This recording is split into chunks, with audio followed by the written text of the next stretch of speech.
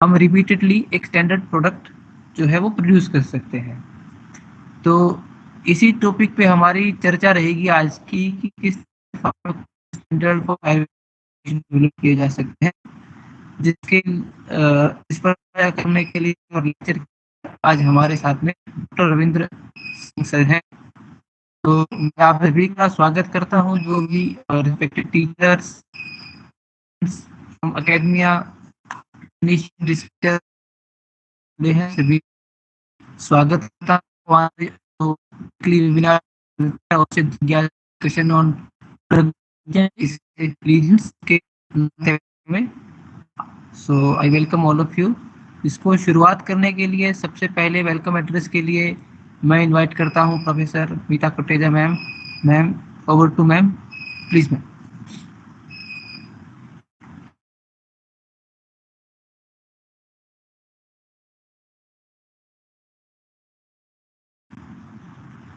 Ma'am, I are you there?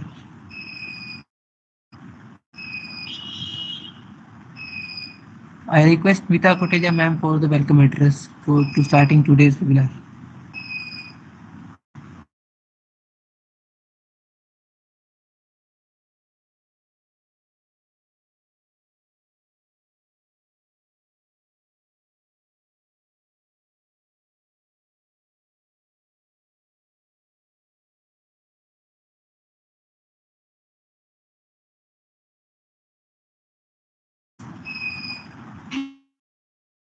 मैं सोच रही हूँ कि अभी तक क्यों कोई बोल नहीं रहा।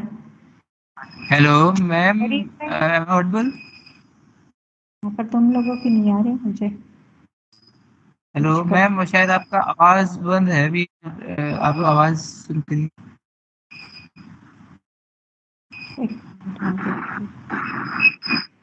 नहीं, वॉल्यूम भी फुल है। करती हूँ मैं तो, एक मिनट फिर से करती हूँ।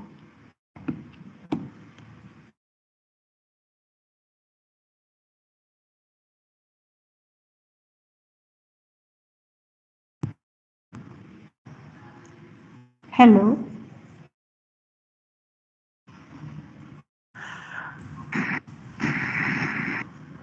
जी मैम, आपकी आवाज आई, अब आपकी भी आई। ओके,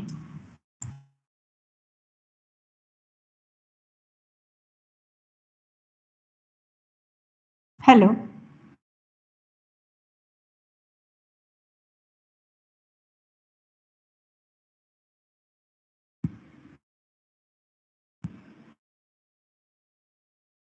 हेलो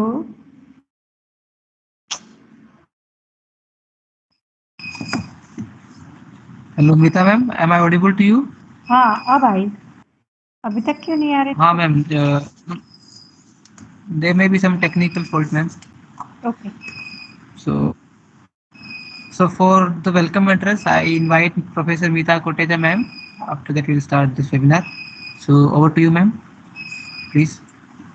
सभी को मेरा नमस्कार।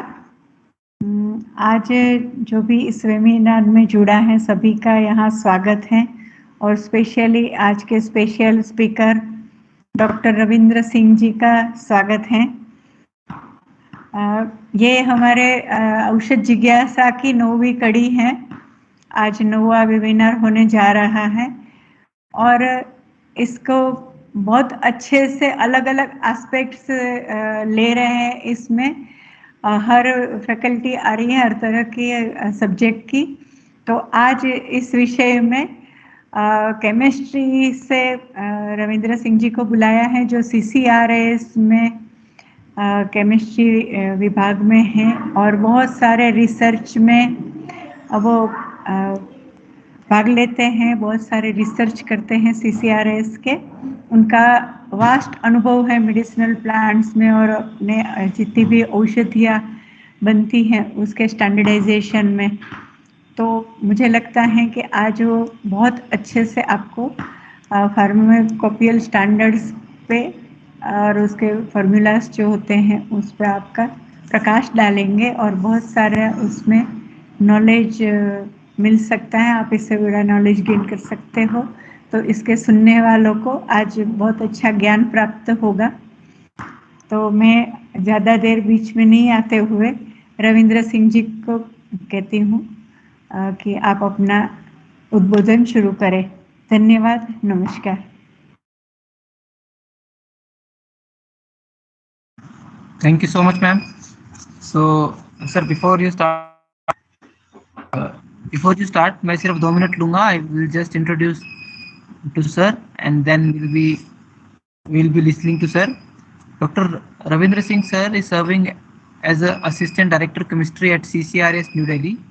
He has done his MSc and PhD in chemistry and having vast experience of 21 years in the area of development of the pharmacopeial standards, in the development of standard operative procedures, isolation of marker compounds, NABL accreditation, regulatory affairs, and the related fieldwork. Sir has authored 50 research articles in highly reputed journals, has published 3 books and having 9 book chapters. Sir has also been director in charge for PLIM and PCIMNH Ghaziabad. Sir has associated with Ayurveda Pharmacopoeia Committee since 2001 and contributed as a chief coordinator. Sir is having contributed 24 of the various movements of India, and he has been a trainer for QC, QA, and GM for industry and delivered 6 lectures. Sir has delivered a guest lecture in the NIA also. So बहुत कुछ sir से जानने मिलेगा. तो we welcome you and मैं आपको सुनने के welcome sir. Thank you very much for the kind words. So I would like to thank NIA, VC sir, Pro VC ma'am, and head of Rasashastra and Bhaishajya Kalpana, Professor Anupam Shrivastava ji, for giving me an opportunity to talk before you. So I'll be talking about the development of the pharmacopeial standards. So should I just put the slides from here or you will upload from there? मैं यहाँ से करूँ क्या? Whatever you say. Okay. I'll do that.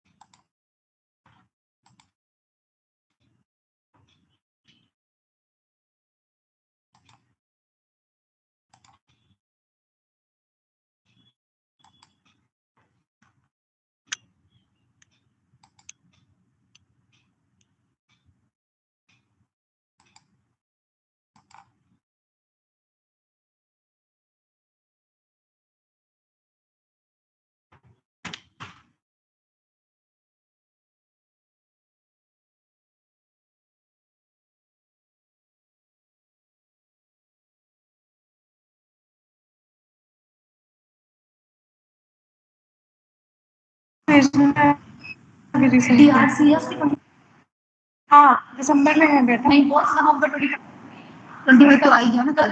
अच्छा, तभी बृहस्पतिवार को बोला था ना उन्होंने. Sector leaders rating over 100 countries with 110. I request all the participants other than speakers sir to keep themselves on mute. In industry and still right there, Uttam Jaiswal. I think, is it shared? The screen is shared? Can you see the screen? Sir, it is not yet coming. Your PPT is not on the screen. The screen is there. I cannot. Yeah, your screen is here on this here is shared. Yes, sir, your PPT is here. Sir.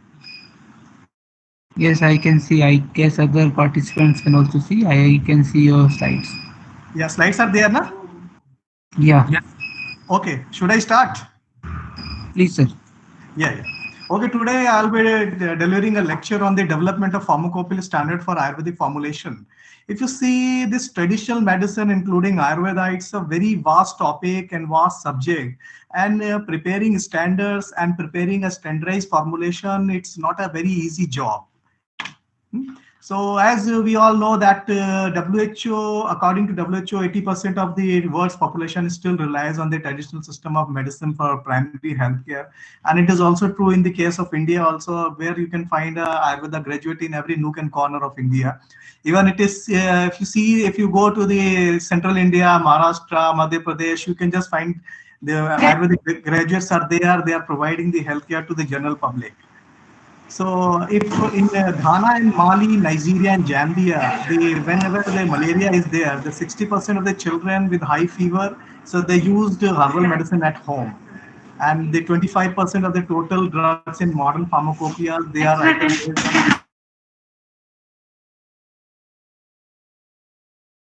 either based on plant, and many are based on the synthetic analogs isolated from plants.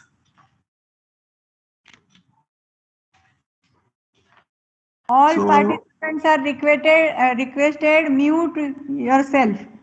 Please don't disturb. Yeah. So if you see that this slide shows that the major plant drugs for which the synthetic analogs are currently not available, like this anti-cancer from Catharanthus roseus, then Allium sativus, antifungal, anti-amoebiasis, Artemisia annua. So this is a very good plant and it has yielded a Nobel Prize for China. Then Atropa, Hyoscyamus, Barbaris aristata. So these things we all know that these plants, they are well used in Ayurvedic system also. So we are having a good strength as compared to other countries. We are having 16 agroclimatic zones. We are having 2 hotspots as this mega biodiversity countries are concerned. So one at the Western Ghats and the Eastern Himalayas, and we have the 7% of the world's total biodiversity in India. We are having around 48,000 flowering plants, which are known 11% of the total flora of the world. And around 8,000 species are being used in Indian system of medicine and folklore medicine, and around 960 species are in trade, out of which 170 species have annual consumption level in excess of 100 metric tons. So this you can see this is after Pushpangada in 2003. So these are the India's strength in herbal technologies. So we are having systems like Ayurveda, Siddha, Unani, Soa, Rigpa. Then modern medicines, also they're using around 30 to 50 medicinal plants or the extract in their formulations. So Ayurveda, as you all know, it is Ayurveda, Yoga, Unani, Siddha, and Soa Rigpa, homeopathy. So Department of Ayurveda was made in 1995 and under Ministry of Health and Family Welfare and upgraded to a separate ministry in 2014. So if you see that Ayurveda medicine, they are composed of various components like metal, mineral, then animal product, marine product, and the 95% of our plant-based. So these are some of the raw materials which are employed in Ayurveda, like stem bark, seed, stigma and style, flowers, then whole plant, rhizome, leaves, fruit. So if you see Ayurvedic Formulary of India, it recognizes around 52 types of plant parts which can be used as a medicine. So we are also using metals and mineral-based drugs, and also the drugs which are obtained from animal origin. So we are having different type of doses form in Ayurveda. We are having solid doses form, we are having semi-solid doses form, we are having liquid doses form. And I'm showing you this slide because this test parameters, it depends upon the type of the doses form also. Because whatever test parameters we are putting from Churna is not applicable to Avleha, or it may not be applicable to Asavarishta, because the test varies according to the doses form. So if you see that in India, we don't have very organized crude drug market.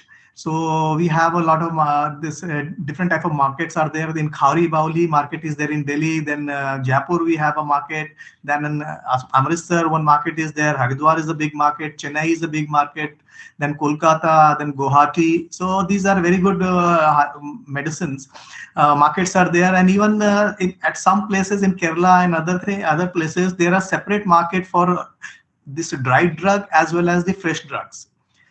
So 95% of the medicinal plants, they are cultivated from uncultivated areas, and they are collected by unskilled collectors, and they passes from many hands, and the quality is deteriorated at different stages. And there is a low quality material which reaches the industry or the consumer, because the plants at many times the plants are not dried properly, or they are not handled properly, or they are not transported properly. So that uncertain quality, no passport data, intentional or unintentional adulteration, and the need of the hour is that for having quality product, we should have a quality raw material for ASU industry. So if you see the international market, it stands at around 70 billion per year, and the Indian market is 550 crores per year. Annual growth is estimated up to 7%, and the latest data is around 10% growth. And the major importers are the EU countries like Russia and the United States. Then major exporters are the China, Japan. 80% of the global export is dominated by 12 countries. And the major consumers are Japan and Republic of Korea. So these are the major importers and major exporters. So high IPR protection countries for traditional medicine is China and Japan. And patent on herb, 45% of the patents on herbs and herbal material, they are owned by China, and 28% they are owned by Japan. And medicinal plant in commercial cultivation are 10 to 12 as the data of NMPB, and the plant prioritized by NMPB is 140. So what are the challenges? The main thing is that the raw material, the 90 to 95% raw material used in manufacturing of ASU drugs are procured from uncultivated area, and its quality is not known. We don't know when it was collected, where it was collected, whether it is a mature plant or an impure mature plant, or whether it is the same plant what we are demanding, or it is something else. So nothing is known about that, because all these things they are done undercover, because these things are not done with the permissions of the forest department or other departments, and legally or illegally this material is being collected and sold into the market. To the contrary, they are collected by the unskilled workers, and then it is passed on to the contractor, and contractor used to pass it on to the bigger contractor, and bigger contractors, they sell it to the different markets all over India. So we don't have any passport data about the collection and about the place of the plant, and then no information about the storage after collection, whether it was stored properly or not, we don't know. Then in collection and in transit, whether it was handled properly or it was packed properly, nothing is known. So no information about the maturity of the plant also. The raw material may be adulterated willingly or unwillingly. So all these things, they contribute to the quality of the product, what we are going to have in the market. Then what is the need of the standardization? First of all, the genuineness of the sample has to be established. Then we have to ascertain the quality of the sample, and then the variation in the physicochemical constant and the sample of different geographical locations, and to ensure the purity. And it is also a legal requirement also. Standardization or compliance to the standards is also a legal requirement as per DNC Act 1940. So these are some of the quality control parameters as per the DNC Act. The standards of the identity, purity, and quality, it has been prescribed in Ayurvedic Pharmacopoeia of India. Then licensing is must for commercial manufacturing of drugs with compliance to GMP, separate GMP provisions for herbominerals, herbometallic drugs. Then onus of safety and quality vested with the drug manufacturer. It is Rule 168, safety monitoring and of ASU drugs under National Pharmacovigilance Program. So our Rule 160 says that the raw material used in the preparation of ASU shall be identified, tested wherever tests are available for their genuineness, and record of such tests are carried out for the purpose, and the method thereof shall be maintained. This is the duty of a manufacturer, to keep all the record, and he has to identify the raw material before the raw material enters into the production. Then Rule 168 says that the standards to be compared with the manufacture of sale or distribution of Ayurveda, Siddha and Unani drugs, like the single drugs which are included in Ayurvedic Pharmacopoeia of India. And this Asov and Aristra, the upper limit for alcohol should not exceed 12% volume by volume. So then we used to come to Pharmacopoeia. Then Pharmacopoeia is nothing but is a legal book of standards describing the quality of the selected drugs that are manufactured, distributed, and sold by the licensed manufacturers. So whenever the Pharmacopoeia is published by Government of India, then it becomes legal document, and all the manufacturers, they have to comply to that Pharmacopeial standards from the date it has been published and it has been released in the public domain. So Pharmacopoeia, they used to furnish a quality specification for drug substances and general requirement for their dosage form. And the pharmacopoeial requirement form a base for establishing quality requirement for individual pharmaceutical preparation in their final form. So 140 independent countries are at present employing around 30 national and 3 regional pharmacopoeias in the world. And you see that we have pharmacopoeial standards right from single drugs to the compound formulations. So these are the pharmacopoeias which are in vogue in India, like Indian Pharmacopoeia, it is for the modern pharmaceutical drugs. Then Ayurvedic Pharmacopoeia of India for Ayurvedic drugs, Siddha Pharmacopoeia of India for Siddha drugs, Unani Pharmacopoeia for India for Unani drugs, and Homeopathic Pharmacopoeia of India for homeopathic drugs. And now it is a decision has been taken that we are working together to find a consolidated ASU pharmacopoeia. So things are going on, and in near future we may see a single pharmacopoeia for ASU and H medicines.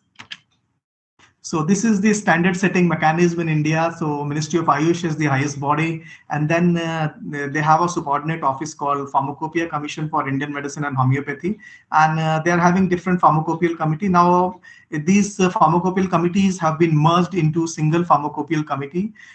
So single pharmacopoeial committee they used to see, and after under these this pharmacopoeial committees, various subcommittees of Ayurveda, Siddha, Unani, and Homeopathy are there in force. So there are 3 pillars of ideal ASU drugs and their rational use: that quality, safety, and efficacy. So if you see of the quality is built into the final product, starting from the raw material to the finished product. So it is not just like that. We have to just test the raw material and then our product is safe or our product is quality assured. So we have to see many things, because quality doesn't depends upon the right raw material only. It depends on many things, like right kind of SOPs or the standard operating procedures, then the different type of good storage practices, good drying practices, then good powdering or the sample preparation practices. All these things also they refer to the contribution to the quality in the final product. And then safety is of the prime importance. Then there should be the drugs which we are preparing, they should be safe, and there should not be any untoward reaction or adverse reaction to that drug. So safety means that the drug should be free from some unreasonable risk of adverse reaction, and product must have toxicity clearance unless traditionally used for a long period without known side effects. Efficacy of a healthcare product, it is measured by a clinical evaluation. So quality, if you see the quality, it is the guarantee of a product for acceptability to the consumers and the regulatory authorities. And it can be defined as the sum total of all the factors which contribute directly or indirectly to the safety, effectiveness, and the acceptability of the product by the regulatory bodies. Another definition is that quality of a medicinal product is measured by its fitness for purpose, and safety and efficacy are not separable for quality but a part of it. So there are 2 things. Now quality assurance is also there. So if you, most of you will be aware about the GMP provisions or the good manufacturing provisions. So Government of India, they have established a quality assurance system in the form of GMP, and it was notified in the year 2000, and all the ASU industry, they were asked to switch over to GMP provisions within 3 years. That is from 2003. The GMP provisions are compulsory for all the manufacturers. So this, as per WHO, also quality assurance of herbal material, medicinal product is the shared responsibility of manufacturers and regulatory authorities. The regulatory authorities has to make the quality control parameters, and the manufacturers has to abide by that quality standards. And the regulatory authorities have to establish a guideline on all elements of quality assurance as done in India in the case of GMP, and the additional GMP for Rasashastra. The manufacturers in turn has to adhere to the good agriculture and collection practices, GMP and good laboratory practices standards, and establish an appropriate specification for their product. So this testing is not only for the finished product or the raw material, it is meant for the intermediate product also. So the starting material, the intermediate product, and the final product has to comply to the existing quality control norms. So these are some of the quality assurance elements, like adherence to GSEP, GMP, and GLP guidelines. Then the control of the raw material, control of the starting material and intermediate substances, in process control, finished product control, and the setting specification and quality control measures. The setting specification, it is not only the duty of the regulators, but it is the duty of the manufacturers also. Because our GMP provision says that the quality control parameters set by the regulators are to be met by the manufacturers, or the manufacturers, they should have their own quality control parameters, or better known as in-house standards. The standards for which the pharmacopeial standards are not available in the pharmacopoeias, then the manufacturers for PNP item, they have to maintain their own in-house standards. As you all know, in market, you can see around 80 to 90% of the products, they are PNP items. Very few companies, they are preparing classical items, and only the pharmacopeial standards for classical items are available in the pharmacopoeias. And for rest of all the PNP items, the manufacturers, they have to prepare their own quality control or in-house specifications.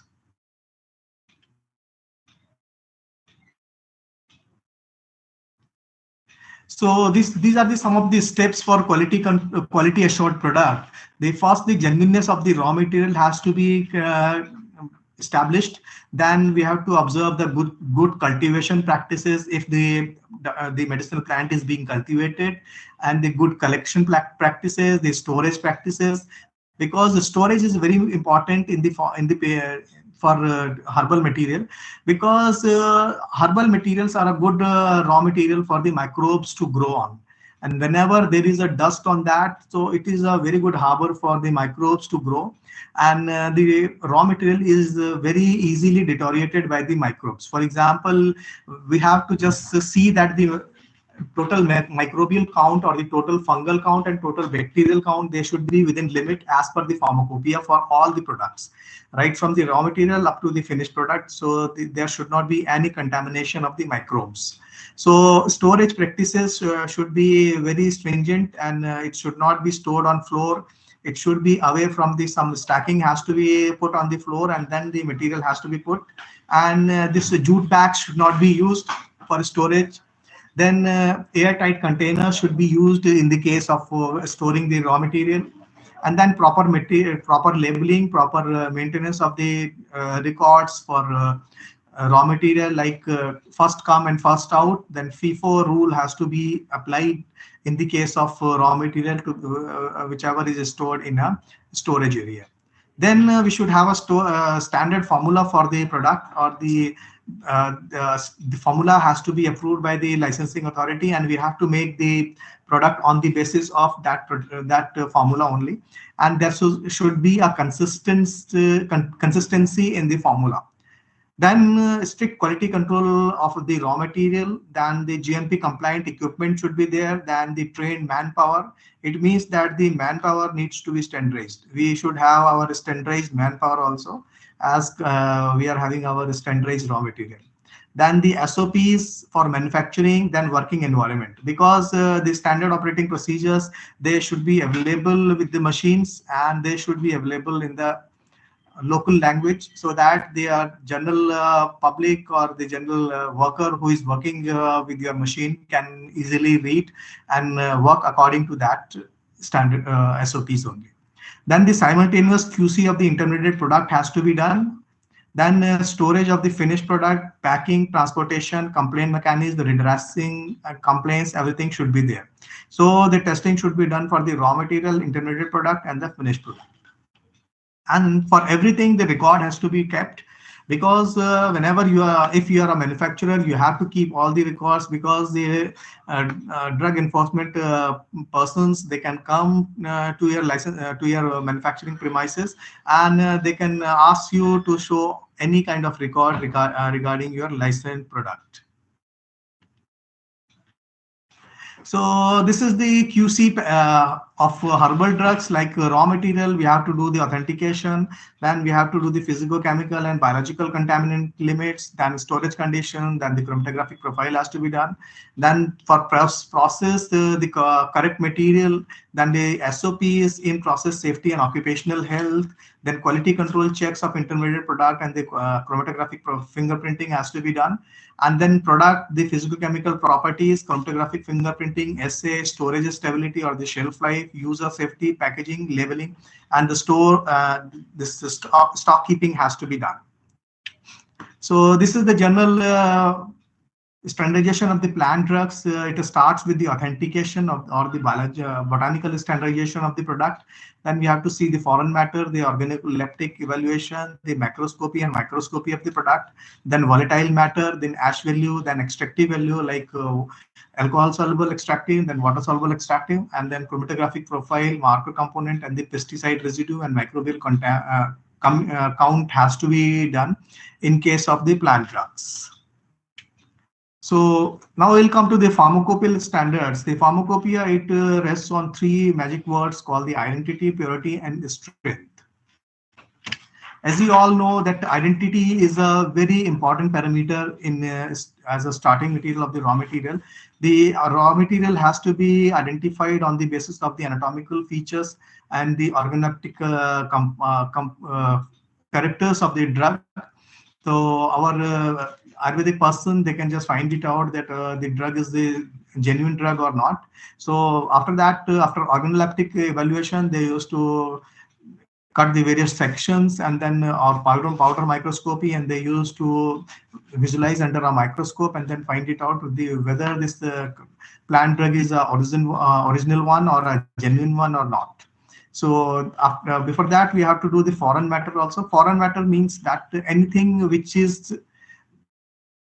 not the real drug. Suppose if leaves has to be used, then anything beyond leaves are known as foreign matter. It may be branches, it may be fruit, flowers, or bark pieces or something like that. So they are foreign matter. And then microscopy has to be done. Then volatile matter, if the drug is volatile, then volatile matter has to be done. Then extractive value, ash value, then radioactive contaminant. So it is a parameter for WHO. It is not valid in India. Then microbial load, pesticide residue, chromatographic profiles, and marker components has to be done as a quality control parameter. Then first of all, we have to identify the plant material. We have to do the microscopy. The qualitative powder microscopy has to be done, and we have to observe the various anatomical features like crystals, different kind of crystals, then stomata, trichome, starch grain, sclerites, then fibers, presence of secondary metabolites like tannins, fats, oils. So they can be identified easily with the help of some reagents. Then the quantitative estimation of stomatal index, palisade ratio, then vein isolate number, vein ternation number has to be calculated. So this is the example of Swalpanaika churna. So which we have made in our pharmacy. So you can just see this is the powder microscopy. Our students have done that. So this is, you can just see that the starch grains are there, then parenchyma cells with the starch granules, then cork cell in sectional view, then cork cell in surface view, then vessel with reticulate thickening and the fiber. And this all the parameters, they pertains to Shunthi. So like that, these are the parameters which are pertaining to Vijaya. So the trichomes are there, and then anomocytic stomata, then crystals of calcium oxalate, then palisade cell with part of trichomes. Then these are the parameter or the structures or anatomical structures for Pipali. You can just see stone cell with broad lumen, unseriate multicellular trichome, then stone cells, then sclerites, and these are the parameters for Marich. So in that way, we can identify that what are the component of that powder. So it can be done in the case, it has to be done for single drugs as well as for the compound formulation. So for purity, we have to see the foreign matter, then we have to see the total ash, then we have to see the acid insoluble ash, and then we have to see the LOD or the loss on drying at 105 degrees centigrade. Then for strength, we have to do the extractive value like water soluble extractive and alcohol soluble extractive, and then estimation of the marker compound, then TLC and HPTLC with marker compound or marker chemicals. Then in safety and efficacy studies, we have to do the microbial load, the pesticide residue, the heavy metal and aflatoxins. These are all the contaminants. So the drug should be within limit for these contaminants, tests. So these are some of the specifications for ASU, like botanical characteristics. We have to see the definition, characters, identification, macroscopy and microscopy, then biological and geographical variation, then the stability of the constituent, then the pre and the post harvest treatment, then pesticide residue, fumigants, then cultivation and harvesting and drying condition, then phytochemical parameters, the known therapeutic constituent, then toxic constituent, then identification by TLC or the chemical reaction, the test by total ash and acid insoluble ash, foreign matter, all the physicochemical parameters, and then assay. And in this microbial level, aflatoxin, heavy metal, pesticide, these we have to do. So these are the microbial limits, total bacterial count 10 raised to power 5 CFU per gram, the total fungal count 10 raised to power 3 CFU, then the pathogenic bacteria like E. coli, Salmonella, P. aeruginosa, and S. aureus, they should be absent.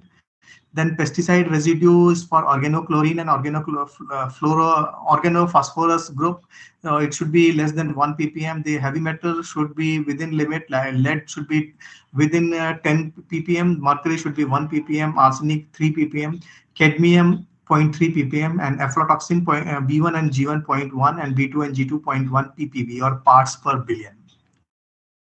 So if you see that in Ayurvedic Pharmacopoeia, so far 645 monograph have appeared for single drugs, out of which we have done for 21 for metals and minerals, and incidentally this volume has been worked at NIA itself. So now we are also coming up with the volume 10, so for around 20 monographs on metals and minerals, and this volume has also been worked out at NIA only. So for compound formulations, we have published 4 for volume part 2, and 202 formulation have been covered so far. So these are the images of the Ayurvedic Pharmacopoeia of India. So these are the images of Ayurvedic Pharmacopoeia of India part 2 for compound formulations. This is the Ayurvedic Formulary of India for part 1, part 2, and part 3.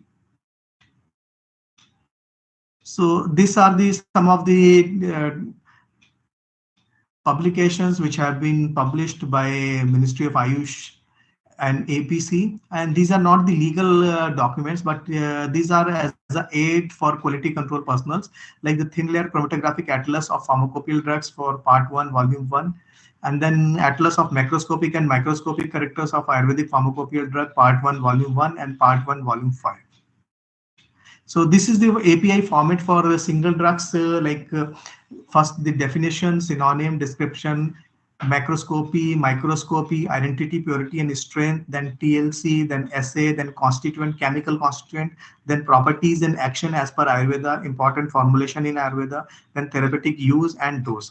So this is the format that how this API monograph is being prepared. And normally what we used to do, we used to collect 3 or more samples from different geographical locations, and then we used to do all the quality control parameters, and all the readings are taken in triplicate, and in triplicate then we used to set a range for all the parameters, and in this manner the Pharmacopeial Standards is being prepared. So our Ayurvedic Pharmacopoeia committee, they used to scrutinize very minutely all the monographs are being minutely seen, and after only their approval only these monographs are approved. Because I'll just give one example. So my team was working on this thin layer chromatographic atlas of Ayurvedic pharmacopoeial drug part 1 volume 1, and we had 13 corrections in this book. After 13 corrections, this book was okayed by APC. So you can see that how meticulously the experts are seeing these documents, and after all these things only these documents are coming to the general public.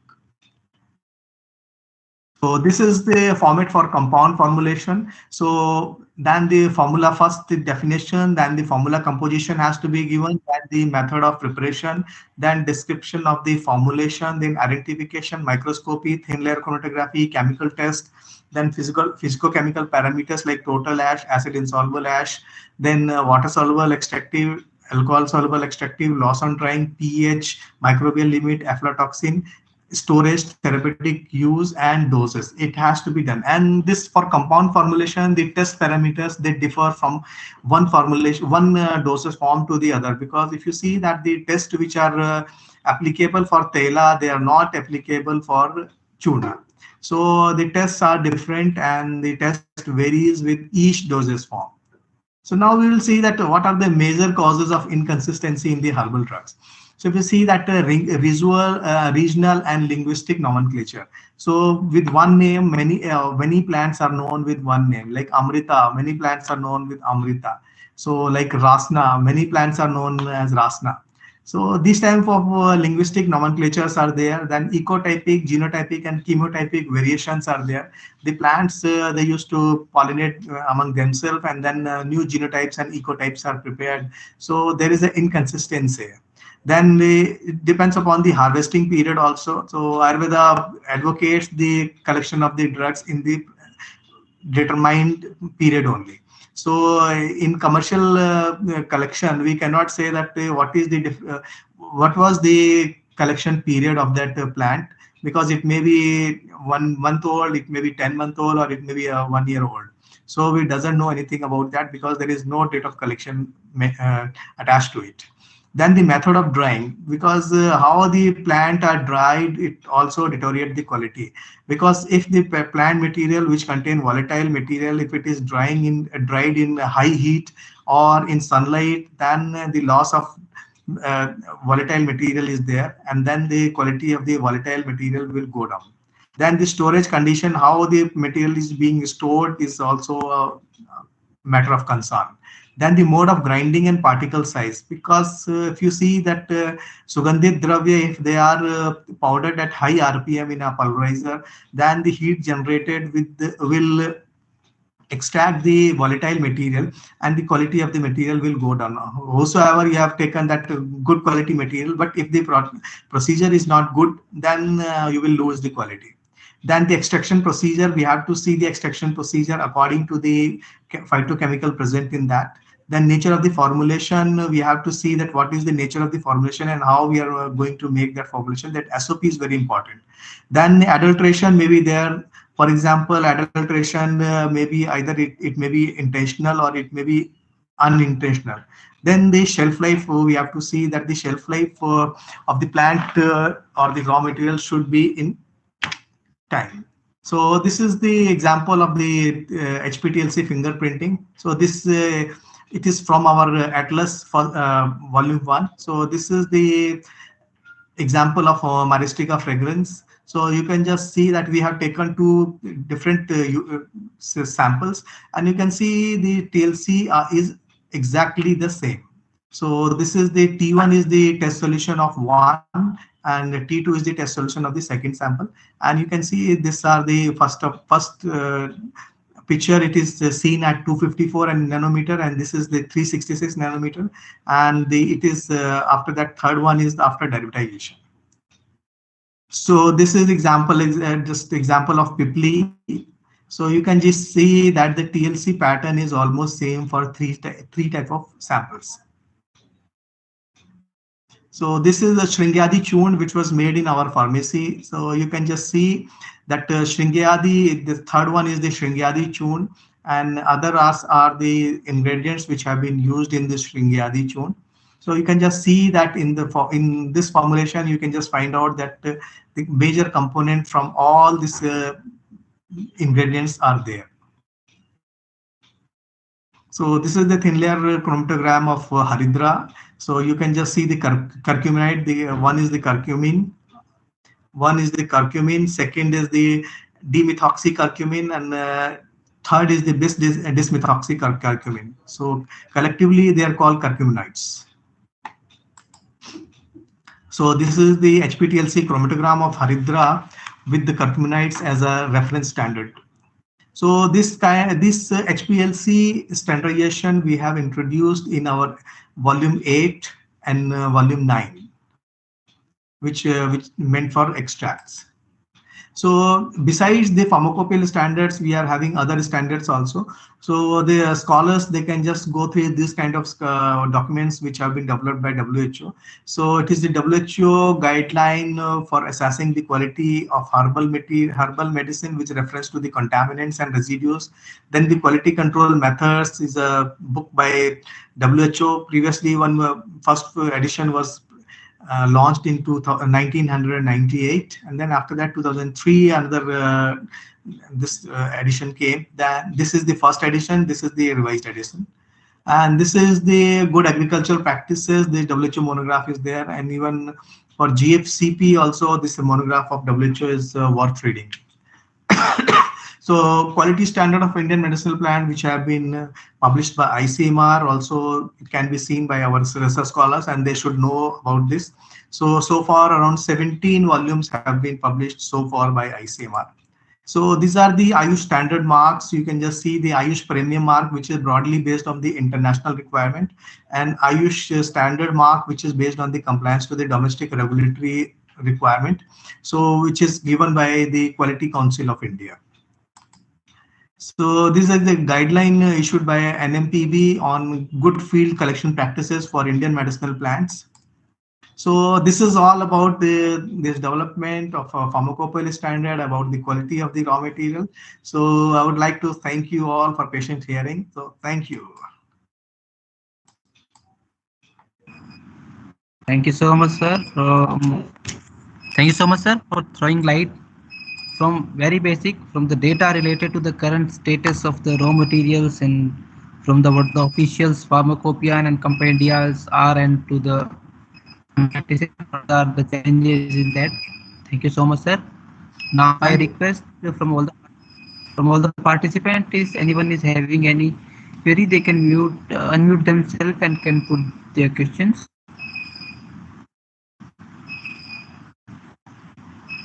Can also put the question into chat box, so we can take it from there.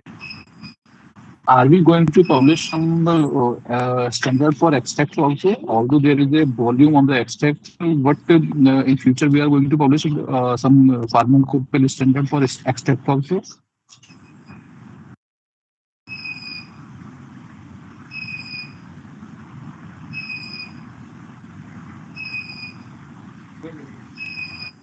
Ravindra sir.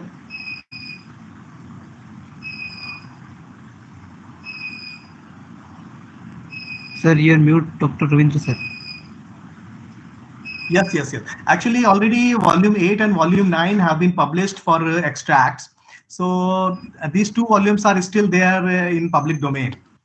So Now this I think then the Pharmacopeial Committee has to take a decision whether they are going for new standard for extracts or not, because we are concentrating on these single drugs mostly, because a lot of single drugs has to be. Market of API is increasing day by day. And I think, or as per the industry requirement, there is a much stringent standard are needed for the extracts also. And these two volumes are not sufficing the things. For example, Shilajit is being used widely in the industry, but there are no standard for the Shilajit or Shilajit stone or Shilajit extract. Yes, yes. Actually, if you see that API, APC or the Pharmacopoeia Commission, they cannot prepare standard for everything, because there is a provision in the act that the production or the manufacturers, they should have their own in-house standards also. So for which the pharmacopoeial standards are not there, the manufacturers, they have to make their own in-house standards.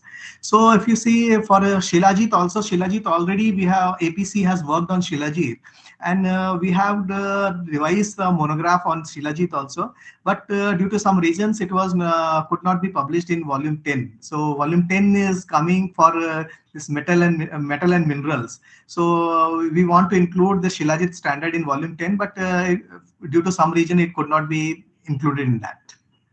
So we'll just see in the upcoming years that the standard of Shilajit should be there in the API. Dr. Ravindra, I would like to request kindly expedite that, because in market there are COAs of Shilajit claiming fulvic acid from 5% to 80%. Okay. And there are number of the products on the e-commerce website who are claiming that we are having 80% of fulvic acid in their product. How this can be done? Either ministry or either being a technical body, you people should take some actions on the these kind of rubbish product which are actually defacing the Ayurveda image. Yes, yes, yes. Actually, it should not be there, because whatever they are claiming, because people are claiming like anything, which in natural parlance, it is not possible. So that we have to see, and we will just submit your request to the Pharmacopeial Committee to look into it for the this monograph on Shilajit. So we have to just see. Already monograph is there in API. It has to be, again, it has to be revisited before publication. We'll just request the Ayurvedic Pharmacopeial Committee. Okay, thank you very much. Okay, thank you. Thank you, Dr. Anurag. Thank you, sir. Anyone else is having any query?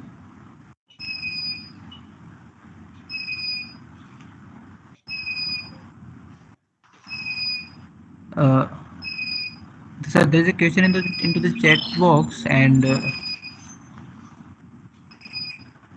from Dr. Amit Mishra, on basis of powder microscopy, what are the standards parameters for compound formulation? Whether they depend on any limits, if so, what they are? Sir, he want to know about how we can use powder microscopy in the standardization of some compound formulation, maybe like Sutaparadi or any compound powder. Yes. Actually, in one of the slide, I have shown you that of a slide of Shringyadi Chund. In Shringyadi Chund, the major objective of powder microscopy in the compound formulation is that we have to find out that what are the ingredients which have been used in the making the formulation. Suppose if you have making triphala, in powder microscopy, you have to see the anatomical features of that's Harad, Baheda, and Avla. So these are the things that you have to identify these three ingredients on the basis of anatomical features that I have shown you in this slide itself, that you have to see the trichomes, you have to see the fibers, you have to see the stone cells, you have to see the calcium oxalate crystals, and on that basis you can find out that what standards are the, what are the anatomical features pertaining to that particular raw material. So powder microscopy is used to identify the individual ingredients in a compound formulation. So there is no limits for that. It is only an identification technique. Okay, thank you, sir. Okay, thank you. So there is one more question. Sir, is there any reference for good storage practices? If person want to refer something, okay, what the temperature and humidity I should maintain to storage the kind of raw material? Is there any official publication from any official authority, sir? Yeah, GCP actually good storage practices. WHO is having a manual on that, so you can just search the web for WHO manual. And even if you see that we need not to keep all these things, this humidity and everything to be in control, because this Okay. the your warehouse should be having airy pathways, because the Okay. exhaust should be there, and there should not be any water seepage or something like that. You have to save Okay. your material from moisture. Main issue is that. And it has to be kept on a stacks. It should not be kept on the floor itself, and it should not be just very near to the wall. It should be away from the wall, so that moisture should not creep in. Main thing is we have to just keep our materials free from any moisture or rodents or birds. So these things we have to take care. Okay, thank you, sir. Sir, one more next question is what should be the in-process quality check for the decoction? Okay, I other than the bricks value. Okay, now I can see. Okay, the my quath is ready for the next step. Yeah, you have to see this. Main thing is that you have to see the consistency of the quath.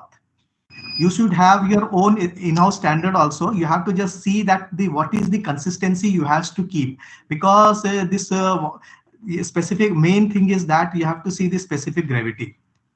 The Okay, main test is the specific gravity. Specific gravity, and then you have to see the colors. That the tintometer, you color, can use the tintometers for the determination of colors. sir, color. Don't you think it may vary from batch to batch?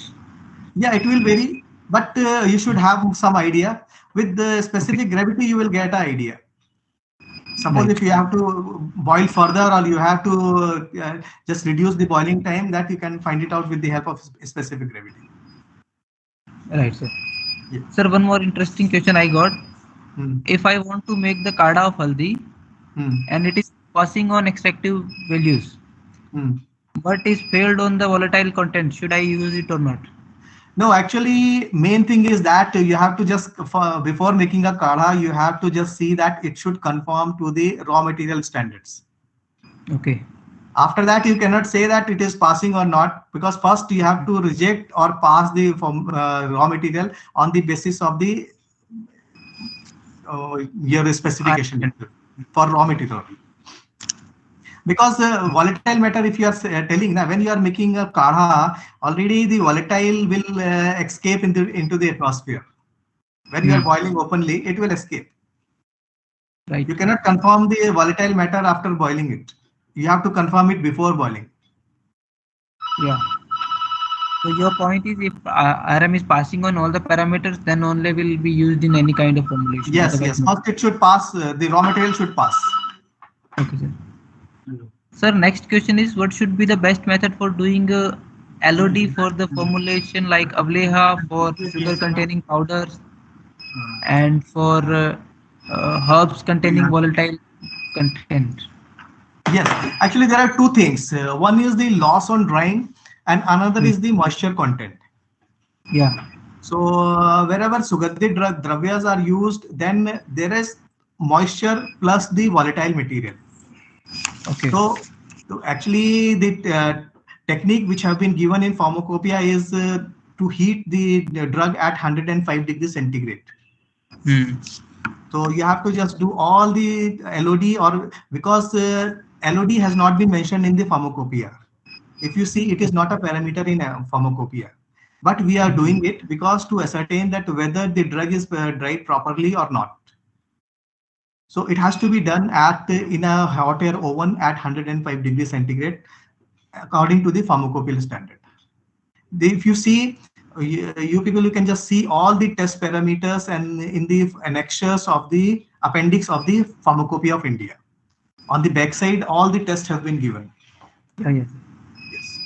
But sir, would the method should be okay for avleha and sugar containing powders also? Because because of the presence of sugar, it may be burnt. Yeah, actually, when you are doing LOD, LOD means that you are just seeing that what is the moisture content of the material. Okay. So you have to just heat at 105 degrees centigrade only. Okay, sir. You are just afraid that whether the sugar will char or not. Because no, we have to just see that what is the loss of weight due to moisture. Right. Yes, that is LOD. Okay. Thank you, sir. Anyone is having any other question can also unmute yourself or can put into chat box.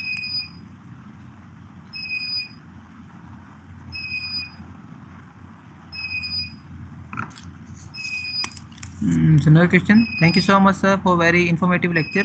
Now Okay, I will thank you. request Dr. Sakita KS ma'am for the vote of thanks.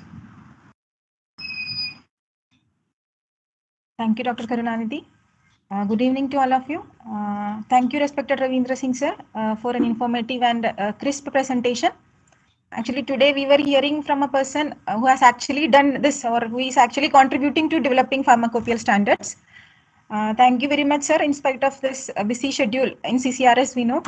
Thank you. So Thank you. Accepted our invitation and is being with us today. So on behalf of the department, I extend my sincere thanks to you, sir, for being a speaker on our Aushadha Jignasa webinar platform.